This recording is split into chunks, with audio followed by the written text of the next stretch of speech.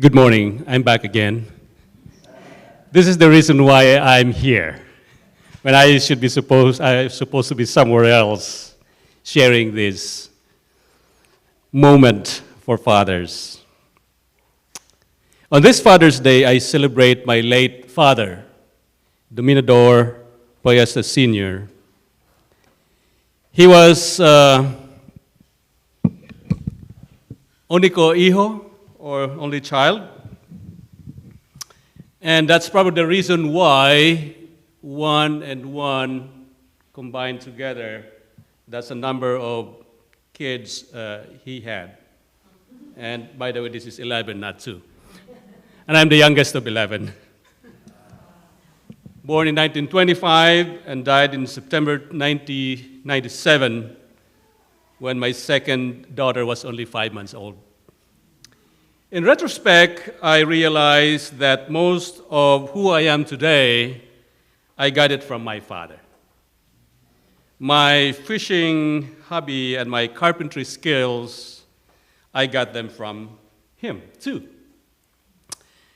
He was very poor, but hardworking. He could have inherited a 4-hectare land full of coconut trees, but his mother sold it. But I never heard him talk bad about his mother or her misguided decision. He showed respect even if he didn't agree. Out of poverty, he paddled his own canoe, so to speak, and provided for the needs of his children the best he could. He only finished 6th grade, and if he had finished 7th grade during the time, he could have been a teacher, because at that time, when you finish 7th grade, you can be a teacher in the Philippines. He spoke good English or good grammar English despite his level of education. As a young man, a young family man, driven by his ego, he refused his mother-in-law's offer to send him to school. One missed opportunity, and sometimes that my mother, later on in life, would bring up when difficult times came. Yeah, because you did not. Yeah, so you know how it is. I never saw my father having a conflict with anybody in our neighborhood. His emotional intelligence was high. He was a well-respected person and was known as the lay minister in our village. Talking about respect, there is a traditional Filipino gesture expressing deep respect where a young person takes an elder's hand and gently presses it against their own forehead. Can we do that? Find a partner. It doesn't matter who's older. And you extend the hand, and then you do this. That's a sign of respect. We call it mano po. Again. Or. Okay. That's mano po. Mano in Spanish is hand. Po is a word in the Tagalog language that denotes respect. Mano po. And it's still a tradition. My girls still do it. And I love it because there are times when we just want to see things concretely. It's not just, okay, I respect you, but if there's that actual thing, it's lovely. That's mano po. And one of those things that I love doing is when I get home, I always rush to my father and my mother and bless their hands. Wow. My father did not impose his religious beliefs on us children. He was a Roman Catholic lay minister, but sent 5 of us siblings to a Protestant-related school. Both of my parents instilled in all of us the value of education. that there is no other way to get out of poverty except to earn a degree. And how to get there, though, was a big leap of faith because of poverty. But they let us go, or they let go of us, whichever is the right grammar for that phrase. They let go of us. And we looked for scholarships and allowed us to make choices of our own. And I've learned to be independent as early as 13 years old when I started high school being a working student.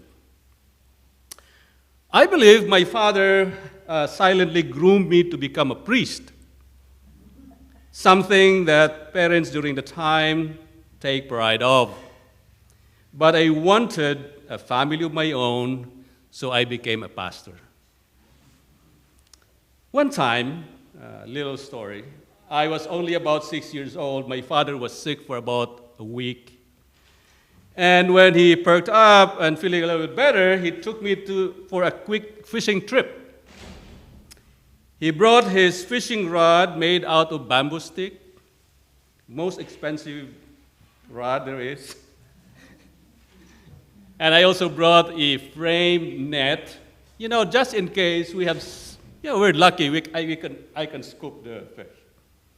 So there was a small fish that he caught first cast, and then there was a big one, the second catch. And considering that we brought the smallest hook we have with a big fish, that was challenging. And with his great instruction, we were able to reel in that big fish with a very little hook. And as soon as the fish was on the net, the hook actually was dislodged from the mouth of the fish. Just enough time that the fish was on the net. We were so happy. We went home, prepared the fish for lunch, and that was a happy, happy fishing experience with my father. One of those things that I wouldn't forget the whole of my life. My father had a chance of working as an ordinary construction worker with the Department of Public Works and Highways, the most corrupt government agency at that time, and still is up to this point in time. The bridges that he helped build are still standing, and I drove through them with a smile on my face. And this has been close to, 50 years. He was so disgusted about his higher-ups being involved in ghost and finished substandard projects reported as officially finished projects. It was so I can see it in his face. Yes, corruption in the Philippines was and still is systemic. My father, together with my mother, would always remind us kids, it's better to be poor than being rich with criminal records. In summary, here are the values I learned from my father: respect, humility, honesty, integrity, hard work, resilience, and sense of independence. On top of these, I got his carpentry skills as well. The last but not least, he instilled in my heart the joy of fishing. On this Father's Day, I celebrate my father. Thank you for listening.